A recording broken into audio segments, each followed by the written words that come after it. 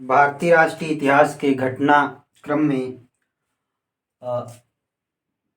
1498 ईस्वी पुर्तगालियों का आगमन, इसके बाद 1757 ईस्वी का भारत में प्लासी का युद्ध जीतना ब्रिटिश ईस्ट इंडिया कंपनी के द्वारा। फिर इसके 100 साल बाद देखोगे 1857 ईस्वी में भारतीयों के द्वारा विप्लव किया जाना या अपने अधिकारों के लिए एक प्रथम स्वतंत्रता संग्राम जिसे कहा जाता है, और 1947 में आज़ादी का संघर्ष। तो इसमें 1857 की रिवॉल्यूशन के बाद की घटना देखेंगे।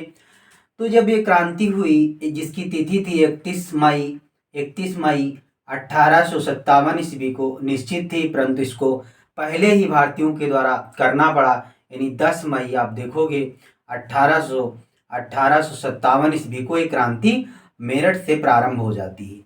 मेरठ से इसकी शुरुआत हो जाती है। इसी घटनाक्रम के पश्चात अब भारत में जो प्रशासनिक ढांचा बदलेगा, भारत के भारत के भारत के भारत के प्रशासनिक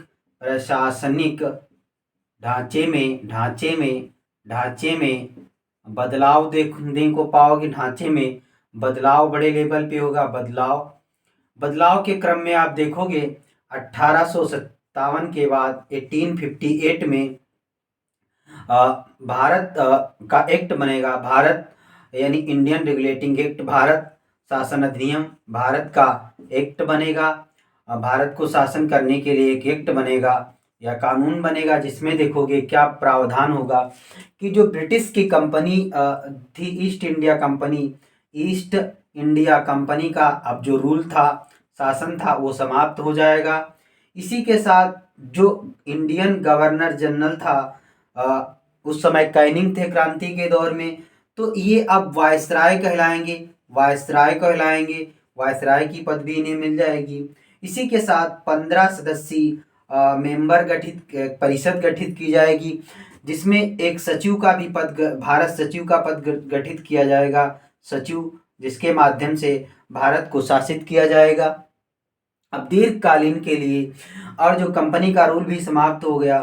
फिर देखोगे और एक्ट बनेगा एक 1861 में एक्ट बनेगा, जिसमें भारत में आप देखोगे जो हम आईपीसी पढ़ते हैं, आईपीसी ये तभी हमारी बनेगी। और इसी एक्ट में प्रावधान होगा कि भारत में हाई कोर्ट स्थापित किए जाएंगे। तो आप देखने को भी पाते हो 1862 ईस्वी में ही भारत में 3 हाई कोर्ट की स्थापना उनके द्वारा कर दी जाती है।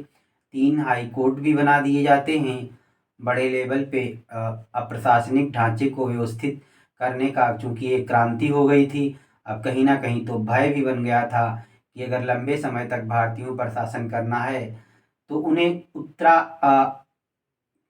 उत्तरदायी शासन की स्थापना करना ही उनके लिए पड़ेगा। जिसमें आप देखोगे एक तो मद्रास प्रेसिडेंसी थी, यहाँ पर एक हाई कोर्ट बनेगा। एक जो कलकत्ता प्रेसिडेंसी थी, यहाँ पर हाई कोर्ट एक बनाएंगे। और एक जो बॉम्बे प्रेसिडेंसी थी, यहाँ पर भी एक हाई कोर्ट की स्थापना करेंगे। ये यहाँ प्रावधान होगा।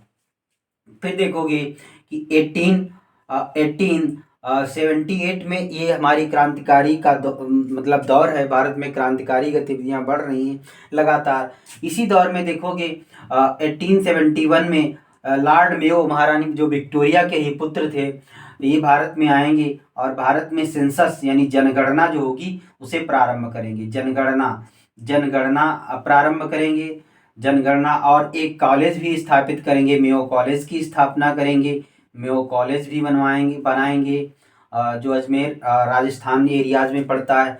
फिर देखोगे इसी दौरान क्रांतिकारी गतिविधियों पर प्रतिबंध लगाने 1878 में क्या होगा कि वर्नाकुलर प्रेस एक्ट बनेगा। वर्नाकुलर प्रेस एक्ट बनेगा, जिसमें क्या व्यवस्था होगी, जो भारत में अंग्रेजी के अलावा अन्य अखबार हैं उन पर प्रतिबंध लगा दिया जाएगा। और कि कोई अगर पत्र अब छपेगा भी तो उसके पास अपना लाइसेंस हो, दुनिया भर की चीज़ें, उस पर इतनी पाबंदी लगाई जाएगी कि आम आदमी तक खबर पहुंचना बड़ा मुश्किल हो जाएगा। फिर इसी के दौर में देखोगे एक रिपन नाम का व्यक्ति आएगा, बड़ा ही, जिसे उदारवादी वायसराय भी कहा जाता है। तो 1881 ईस्वी में यह क्या करेंगे, पुनः भारत में एक अच्छी व्यवस्था लागू करेंगे। जो ये सेंसस प्रारंभ हुई थी, जनगणना जनगणना मेओ के द्वारा जो प्रारंभ हुई थी, इसको ये अब प्रत्येक 10 वर्षीय 10 की जनगणना की शुरुआत करेंगे। यानी 10 की जनगणना भारत में अब यहाँ से प्रारंभ हो जाएगी, 10 की जनगणना प्रारंभ कर देंगे। इसी के साथ देखोगे कि भारत में बड़े लेवल पे ये जो वर्नाकुलर प्रेस एक्ट वाला कानून था, इसे भी वापस कर लेंगे। और इन्हीं के दौर में देखोगे 1882 में भारत में स्थायी स्वशासन का कानून बनेगा। स्थानीय स्वशासन कानून, स्वशासन के लिए कानून बनेगा, स्वशासन के लिए कानून बनेगा। और देखोगे 1883 में ये एक बड़े लेवल पे काम करेंगे। इल्बर्ट बिल विवाद आपने पढ़ा होगा, इल्बर्ट बिल विवाद, ये वो था बिल विवाद, जैसे अपराधी चाहे वो भारतीय हो या ब्रिटेन का, इसमें ये प्रावधान था कि अगर कोई ब्रिटेन का अपराधी है और भारतीय जज उसके मामले में अपनी सुनवाई नहीं दे सकता है, भाई लॉयर भारतीय है और ब्रिटेन का भी होते थे, लेकिन अगर अपराधी भारतीय है तो उसके मामले में सुनवाई ब्रिटेन और भारतीय दोनों जज कर सकते हैं। लेकिन अपराधी कोई ब्रिटेन का व्यक्ति है तो उसको जो सुनवाई का मामला होगा सिर्फ ब्रिटेन ही करे, तो इसमें श्वेत विद्रोह होता है और ये बिल जो है यहीं पे हो जाता है। इसके बाद देखोगे और आगे की गतिविधियां बढ़ेंगी भारत में। इसी के दौर में देखोगे 1885 ईस्वी में इंडियन नेशनल कांग्रेस का स्थापना का दौर है, जो हमने पढ़ा भी। इंडियन नेशनल कांग्रेस, जिसकी एक बड़े लेवल पे स्थापना की जाती है, एक ऐसी मंच उपलब्ध करवाया जाता है भारतीयों को, जो भारतीयों के लिए, इसमें ये दो सिद्धांत भी निकल के आते हैं इसकी स्थापना के साथ। एक सेफ्टी वाल्व का सिद्धांत, सेफ्टी वाल्व का सिद्धांत, वाल्व इसी के तहत बताया जाता है। सेफ्टी वाल्व, सेफ्टी वाल्व क्या होता है, जैसे कि हमारा प्रेशर कुकर, उसमें कि अगर कभी कुकर में जब उसका प्रेशर बढ़ता है तो क्या होता है कि वो उसकी गैस के माध्यम से सीटी बाहर निकल जाती है। या ऐसे ही अगर भारतीयों के द्वारा कोई बड़ा विप्लव या सब किया जाएगा तो अपनी सारी बातों को कांग्रेस के मंच तक पहुंचा देंगे। फिर इसी में एक और सिद्धांत निकल के आया, तड़ित चालक का सिद्धांत, तड़ित चालक का सिद्धांत, तड़ित चालक। जैसे कि क्या होता है कि जब बिजली के लिए, आपको पता है कि जो आकाशीय बिजली वगैरह होती हैं, इनको रोकने के लिए सुविधाएं होती हैं। ऐसे ही कांग्रेस को बोला गया कि ये तड़ित चालक या सेफ्टी वाल्व जैसे सिद्धांत पे काम करती है। फिर आगे देखोगे 1893 का दौर आएगा। इसी में हमारे जो स्वामी विवेकानंद होंगे, शिकागो स्पीच देंगे जा करके, विश्व पार्लियामेंट, रिलीजियस पार्लियामेंट, विश्व धर्म संसद में। और यही दौर होगा, गांधी साउथ अफ्रीका में जाएंगे। एनी बेसेंट का भी भारत इसी दौर में आसपास में आगमन आप देखने को पाते हो, ये भी हमारे भारत के लिए एक वो दौर था। फिर देखोगे 1896 में भारत में वंदे मातरम, जो कलकत्ता अधिवेशन कांग्रेस का होगा, उसमें वंदे मातरम का गायन किया जाएगा, वंदे मातरम का गायन किया जाएगा जो हमारा है। इसके बाद देखोगे 1897 में ये जो हमारे स्वामी विवेकानंद जी हैं, इनके द्वारा एक संस्था स्थापित की जाएगी जिसका नाम होगा रामकृष्ण मिशन, जो इनके गुरु थे उन्हीं के सिद्धांतों पर। और इनको कभी विवेकानंद को आपको पढ़ने का मन हो तो इनकी कुछ पुस्तकें आपको बता रहे हैं। राजयोग यानी राज करो ऐसे जैसे योग की भांति, कर्म योग, अपने कर्म पथ पर बढ़ो ऐसे जैसे योगी की भांति, कर्म योग, राजयोग, कर्म योग। एक तो प्रेम योग, ऐसी इनकी कुछ प्रसिद्ध किताबें हैं जिनके माध्यम से इन्होंने बहुत कुछ बताने का प्रयास किया है। और देखोगे कि अब भारत में कर्जन नाम का एक व्यक्ति आएगा जो एक बड़े लेवल पे भारतीयों में ऐसी भावना का प्रस्फुटन करेगा जो आगे चलकर हमारे भारत के विभाजन का वो बनेगा, कारण बनेगा। 1904 में इस व्यक्ति के द्वारा क्या किया जाएगा कि भारत में इसी दौर में आप देखोगे जो हमारे अभिनव भारत, बी डी सावरकर के द्वारा एक संस्था बनाई जाएगी, अभिनव भारत, बी डी सावरकर के द्वारा।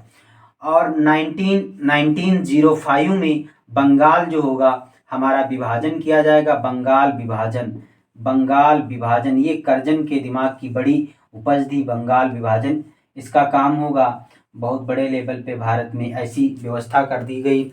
इसी के एवज में भारत में बंग भंग आंदोलन या देखोगे स्वदेशी मूवमेंट चलेगा, स्वदेशी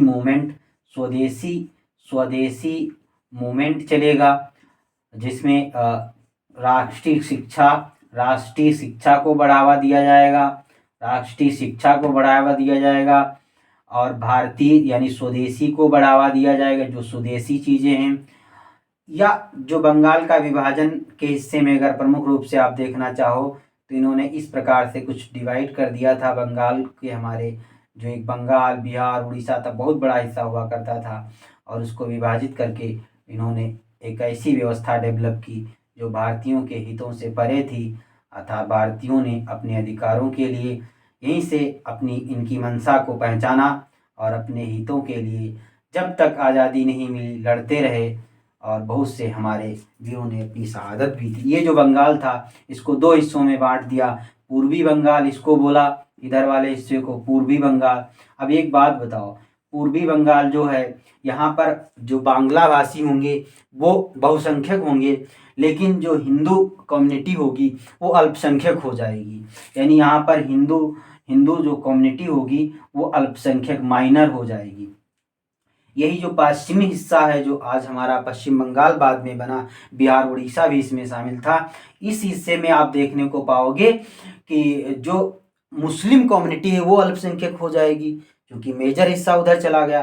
तो उधर बंगाली भाषी मेजर हैं यानी बहुसंख्यक हैं, और जो हिंदू भाई हैं या हिंदू समाज है वो अल्पसंख्यक है, और पश्चिम वाले हिस्से में मुस्लिम समुदाय जो था वो अल्पसंख्यक रह गया।